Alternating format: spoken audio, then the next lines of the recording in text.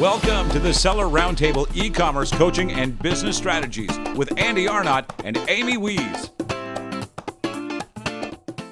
So we had two listener questions kind of along that line. The first one was finding products. You mentioned you kind of get out there and you look in the categories and you use, Amazon Quick View and Keepa to just kind of make sure that it fits your criteria. And then you go out and you contact that brand and try to source that product. So, that's kind of the way to do it. Somebody asked, is the Jungle Scout Chrome extension a good way to do that? And the other question was, then when you get to that point, you find that product that you want to go after. Yeah. What are some good tips to convince brands to take you on? Sure. Jungle Scout's Chrome extension is fantastic for this. Here's my caveat. And this is coming from a guy who is a founder of 2 Amazon tools. Tools are efficiency tools. They're not effective tools. What I mean by that is if you're not effective, you're not good at sourcing wholesale products, you becoming more efficient at a process that you have yet to hone is not going to yield much more. I didn't use Jungle Scout for the first year plus. So while everybody was jumping into wholesale going, yeah, but I got Jungle Scout, so I can outpace you. Like, okay. I still destroyed them. I still outgrew them because I focus on being effective at sourcing and knowing what to look at and taking my time and really honing in on that. And after a year plus of doing that, I was like, okay, I could save some time. Then I got Jungle Scout.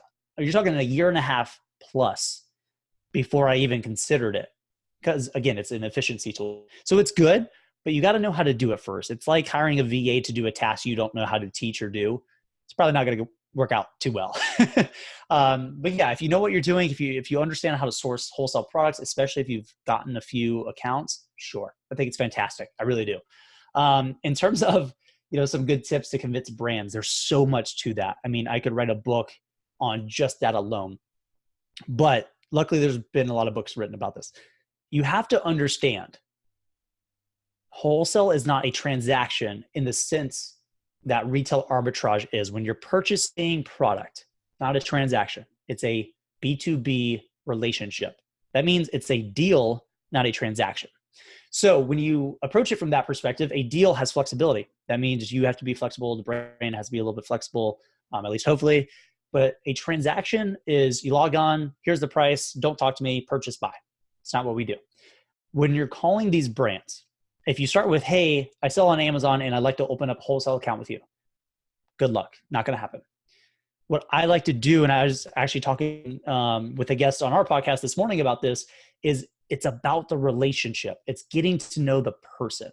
So the first, and yeah, you're going to freak out when I say this, but the hour of that conversation, I have yet to talk about business. I tell them, hey, I'm interested in a wholesale account, but I usually segue into the relationship between me and that person.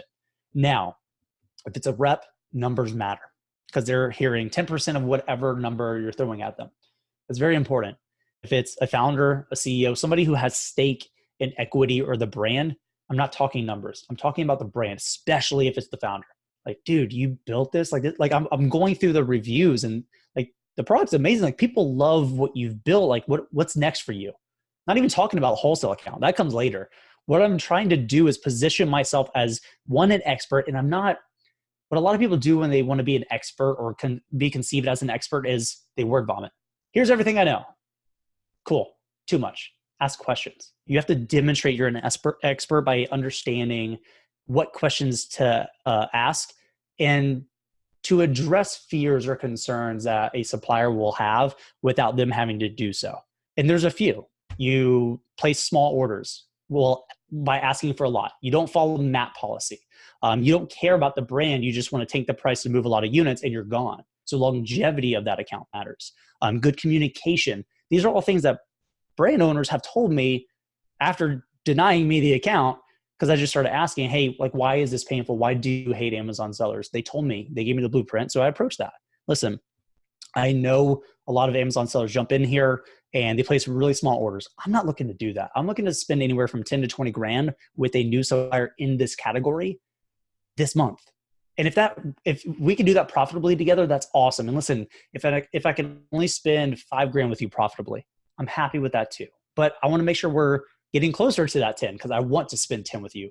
You know, if I can spend 50 grand a month with you profitably and I don't have 50, I'll go raise 50 because it's profitable and I want that relationship with you. I want to get behind what you're doing. You know, the fact that you called instead of sending an email, your communication's good. Talk to them like me and you were talking right here. It's conversation. We don't have to be all, hello, you know, suit and tie. Like that's not, it's a person. That's it. Be goofy. I literally will joke that I just fell down a flight of stairs on the phone. Like, oh God, dude, sorry, I just fell. Like whatever. It's just, it's a break, right? Like you just kind of like laughed a little bit, but the other person on the other end of the phone will do that too. And it's a good break. They're like, okay, this guy's human. That's good, right? Let's joke about it. But again, it's understanding, I guess, really like the EQ side of things. It's understanding people, psychology, what matters to them, what's the benefit to them. Because really, you trying to give them 10 grand isn't enough.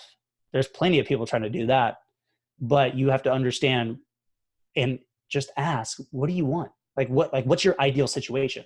Can you do that for them? If you can, awesome. That's an easy win. But it's also just, and I've realized this recently, it's experience. It's understanding sales and people. Not fun, sales, but it can be once you get it. And I challenge everybody who wants to get into wholesale to call 100 suppliers before they even